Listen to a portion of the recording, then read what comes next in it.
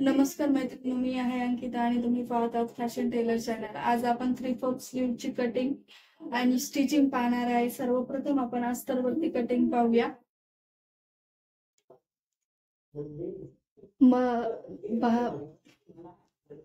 सर्वप्रथम आपण मापे पाहूया। बाई उंची 15 आहे, दंडगेर 7.5 आहे, मुंडा 16 आहे। आता आपण मापे टाकायला सुरुवात करूया। अस्तर हे मी डबल फोल्ड करून ठेवलेला आहे। याला आपण 4 पदरी फोल्ड करायचं आहे। हे बघा या पद्धतीने। आता ही माझी बंद बाजू आहे आणि ही माझी ओपन बाजू आहे। या साइडने माझे 4 पदर आहेत आणि या साइडने फोल्ड बाजू आहे। आता आपण मापे टाकूया। सर्वप्रथम खालच्या साइडने आपण एक लेवल करून घेऊया आणि आता भाईची उंची टाकूया। भाईची उंची 15 आहे, त्याच्यामध्ये 1 इंच ऍड करायचं। 16 वरती मार्किंग करायचं आणि लाईन ड्रॉ करून घ्यायची।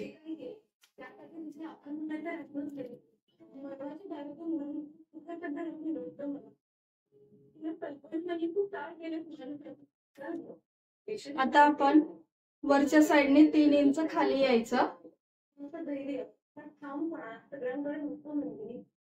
आणि खालच्या साइडने 1 इंच आणि आपण लाईन ड्रॉ करून घ्यायची।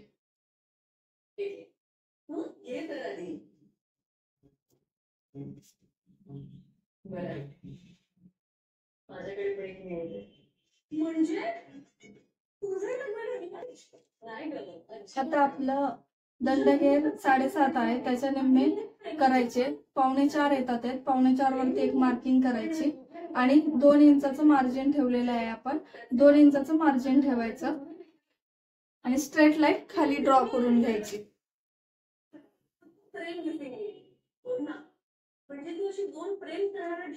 आता आपण वरच्या साइडने हे जेवढं अंतर आलेलं आहे टोटल 6 इंच, तेच अंतर आपण इथे घ्यायचं। 6 इंचावरती एक मार्किंग करायची आणि पुढे 2 इंचाचं मार्जिन सोडायचं। हे माझं एक्झॅक्ट 2 इंचाचं मार्जिन राहतंय। आता आपण ही लाईन ड्रॉ करून घेऊया या पद्धतीने।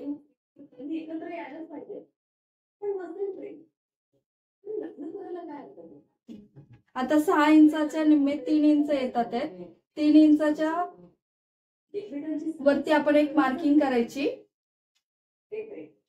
आणि एक लाईन ड्रॉ करायची। आता वरच्या साइडने 1 इंच घ्यायचं आणि आपण स्लीवचा शेप देऊन घेऊया।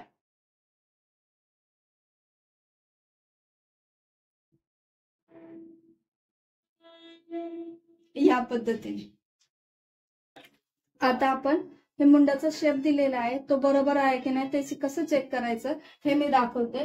हे बघा, हा माझा ब्लाउजचा वरचा पार्ट रेडी झालेला आहे, तो लावून बघायचा आपण। हे बघा या पद्धतीने तो व्यवस्थित बसत आहे, म्हणजे हा शेप बरोबर आहे। आपल्याला काही याच्यामध्ये चेंजेस करायला लागणार नाही। आता आपण खालचा मुंडाचा शेप देऊन घेऊया।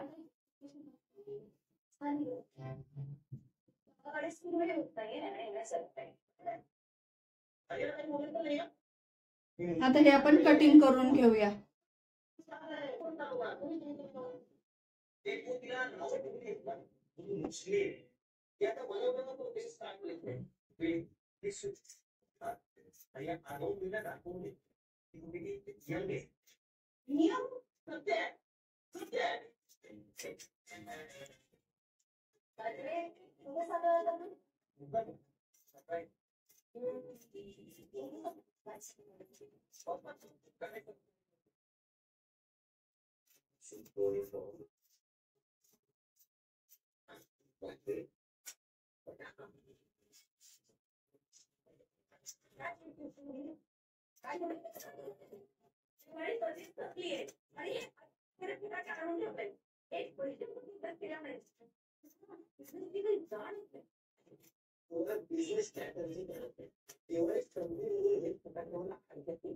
या पद्धतीने आपलं कटिंग झालंय। आता आपण मेन फॅब्रिक वरती कटिंग करूया।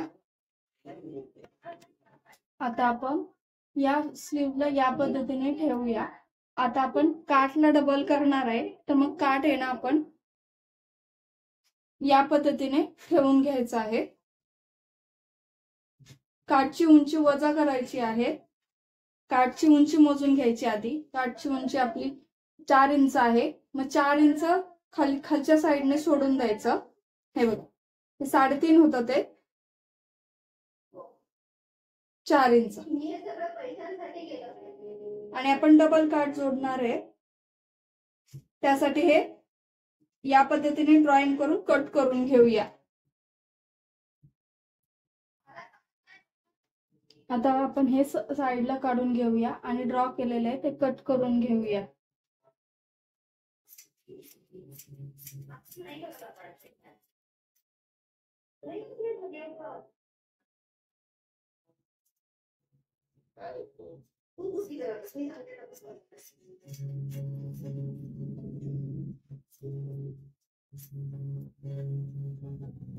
आता आपण काठ जोडणार आहे, त्यासाठी मी मध्ये 3 इंचाची एक पट्टी एक्स्ट्राची ऍड करत आहे.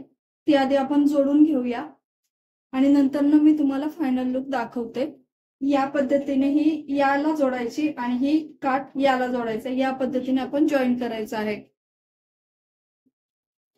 सर्वप्रथम खालच्या ह्याला शिलाई मारून घेऊया.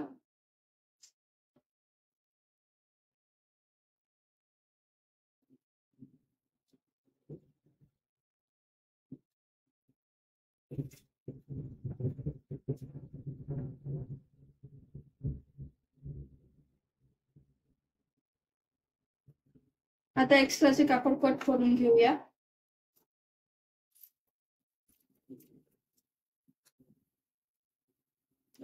आता आपण खालचा काठ जोडून घेऊया.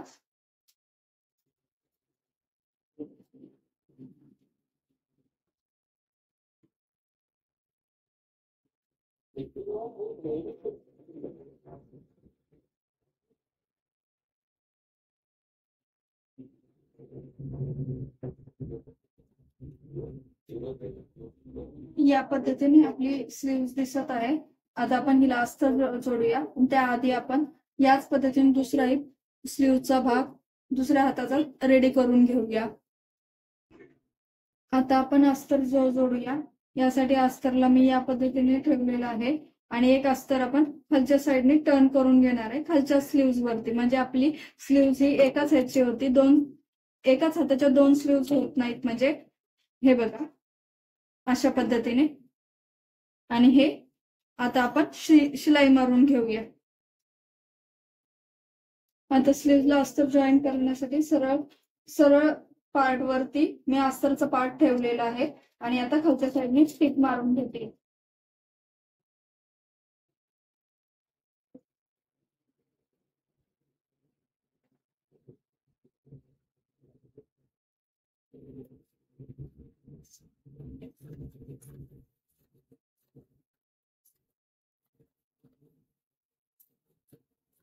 त्याचं पार्ट कट करायचा आहे आणि आता अस्तरवरती शिलाई मारून घ्यायची आहे.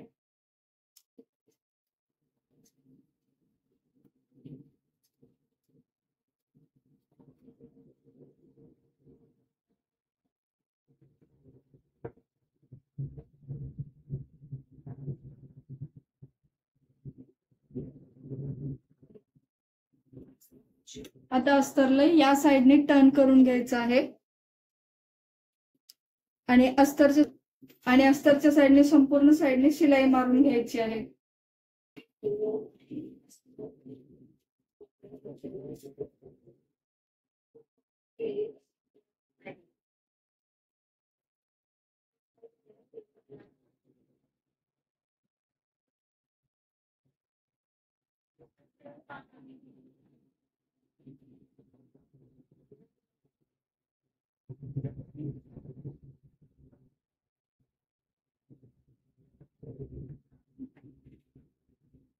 आता एक्स्ट्राच राहिलेलं कापड आपण कट करून घेऊया.